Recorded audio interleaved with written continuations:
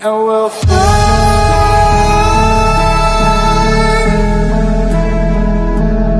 we'll fly away, away, away. Yeah, we'll fly. Hello, it's your boy Davidoff. Welcome back to Premier League Recap. This is late, by the way. Apologies for that. It's just that I was a bit busy. I was sleeping really late, waking up late. That's the main reason, so it's my fault. Also because I've been editing stuff as well. I've been editing quite a bit. I've been editing a bit of best moments videos. But anyway, I finally found time to record this. I need to record it ASAP. I'll get it up before the next round of games, which is the same day as it's going up on Saturday. But let's start with Arsenal then. We drew 1-1 at Brighton. I did a video, a vlog style video where I watched the game on TV with my granddad. I was disappointed. We started well. We started well. We got the goal that we deserved, I feel, at the start of the game anyway. I felt like in the end, a draw was fair, to be honest, because we were just not good enough. And to be honest, they could have won it. And I wouldn't have been even... I mean, I would have been mad, but I would not have been surprised. And, you know, based on how Brighton played in the second half, they probably deserve something more, to be honest. If anyone deserved to win, it was them. But the point is, going back to the start of the game, we started well. We scored the first goal. We didn't take advantage of our dominance. We were dominant at the time. We could have got another goal. We couldn't get it. We couldn't. What was that pronunciation? We couldn't get it. It just wasn't happening. And in the end, we got punished. Not in the end, obviously, but in the first half. That was just what annoyed me about that goal was it was one ball, like literally just one ball from behind halfway line. It just tears us apart, and that is just not on. Like the fact that we let that happen is so annoying. Lichtsteiner's header just didn't help. Obviously, the guy was Ozil's man, and he didn't track back. But I think it's wrong for people to blame Ozil for that goal. There's multiple factors in it. There's a lot of mistakes there, but Lichtsteiner especially heading it back like that. Oh my god. But yeah, Leno, I think he was right to come out, but clearly it didn't work for him because he looked a bit silly after that. But I think he was right to at least come out. Good instincts there, but he couldn't stop it. But yeah, it's just the fact that it's just one ball that just annoys me. So yeah, the main thing is though, Ozil coming off for half time. I was confused by that. Like, I was so confused because apparently it was a tactical thing. But today, as I'm recording this on at midnight, it's Saturday now. It's just gone Saturday. I'm hearing that there's a knee injury. So if there's an injury, why was that not mentioned before? Like, I don't understand, because he did train today as well. So I'm a little confused as to what's going on. Like, I got a bad feeling about this because I feel like Ozil will be gone either next month or in the summer. I feel like by the summer, Ozil's gone, Ramsey's gone. That's two key players in the midfield just gone, just like that. And in the summer as well, because Ola went. So that's a big core of our midfield just vanished just like that. And it's not like they're bad either. They're really good players, and we're just. All I'm going to say is I'm not going to hate on Emery, okay? I disagree with some things because his substitutions in that game, in the Brighton game, were not good at all, to be honest. To be fair, when Lacazette went off, I didn't think too bad about it, to be honest, at the time, because I felt Ramsey could come on and make a difference. It was a bit weird, though, taking off Lacazette, but still, I thought it was an okay sub, but it turned out that, well, that wasn't the case. I don't know what I was thinking, to be honest, thinking that was a good sub. But yeah, I just have a bad feeling about Ozil and Ramsey. I think they're both gone. I just think they're both gone. What was I going to say? Yeah, what I was going to say was, I'm not going to hate on Emery because I don't think he deserves it yet. He does deserve criticism as long as it's not. I mean, I lost my wording here. I'm sorry. We had Wenger for a long time, obviously. He's just come in. It's a transition. We're still in that transition, but we still should be doing better. Wenger's not left a worse squad behind. We still got some class players there. It's just we should be doing better than we are at the moment. But again, he doesn't deserve hate. He deserves to be questioned, but not hate. and I don't think it's fair to judge him yet. Having said that, all this thing, like this whole thing of Ramsey not signing a contract, because there was a contract on the table and it was taken away for some reason, and Ozil not being played, and if he's not being played, he's on 350k a week. If you don't want to play him, I guess you got to get rid of him, haven't you? But all I'm going to say is, I've taken too long to say this. All I'm going to say is, I hope they know what they're doing.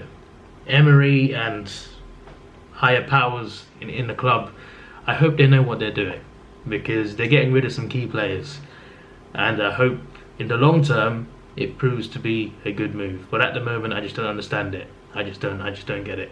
So yeah, very negative there, but I'm disappointed. I'm disappointed because we were doing pretty well up to December. Then suddenly everything just gone wrong in the space of a few weeks, and we're not playing Ozil, and nothing just adds up at the moment, and it's just really annoying. Anyway, on to other games. Leicester beat Man City 2-1. Man City lost twice in a row. Unbelievable. They were so dominant last year, 100 points. Mainly in the league, to be fair, and the League Cup, FA Cup, and the Champions League didn't do too well. But the point is, they were great last season, and they were great this season as well. They were winning almost every game. Then now they lost 2 in a row, just like that. It's crazy. It's crazy. They lost to Palace and they lost to Leicester. The pressure's on. They've just not played well enough the last 2 games. It's been a shock. I'm not gonna lie. Like a week or 2 ago, I would have said City win the title for sure, and Liverpool have a good chance. That's what I would say. Now might be the other way around. I don't know. I feel like Liverpool for sure can win the title. I've said this for a few weeks now. They're in the title race for sure, and I think Tottenham as well slipped into it as well, because they've gone above Man City.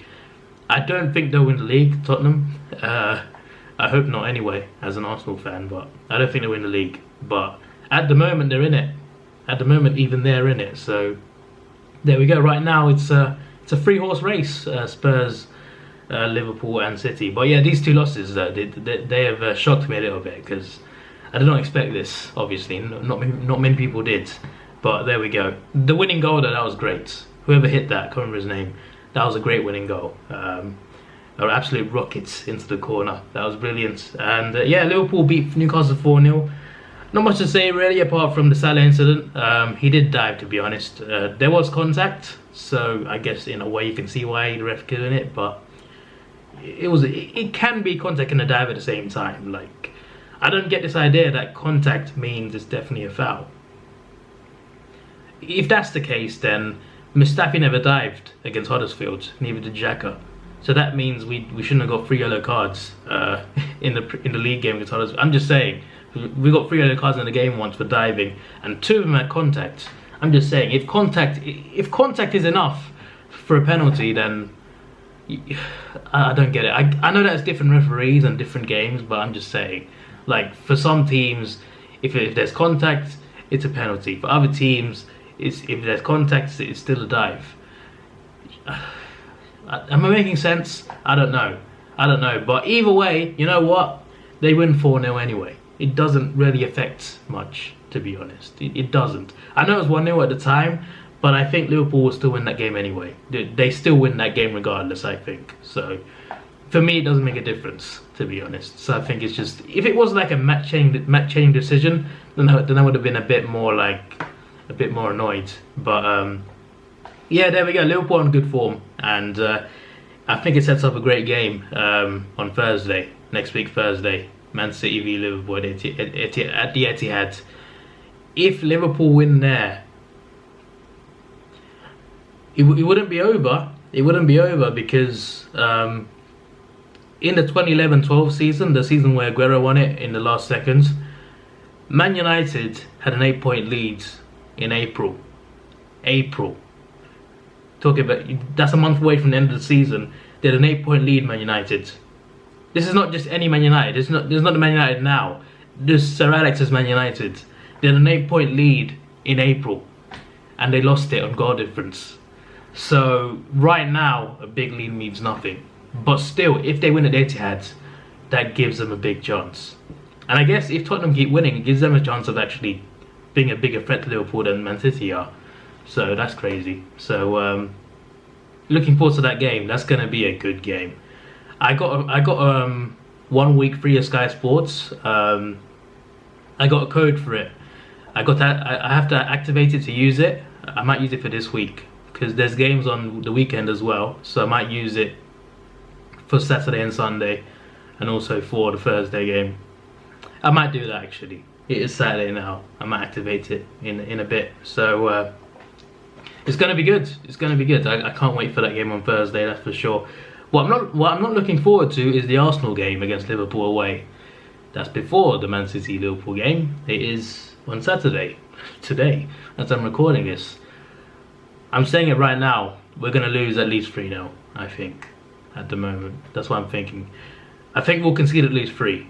That's a better phrasing of it. I don't see us doing much. We might get a goal, but we're not going to win the game. We're not going to draw the game. I think we'll be very defensive. Just by the looks of it, it looks like, well, we usually play 3 at the back anyway, play three centre backs, obviously the full backs as well, and like 3 DMs.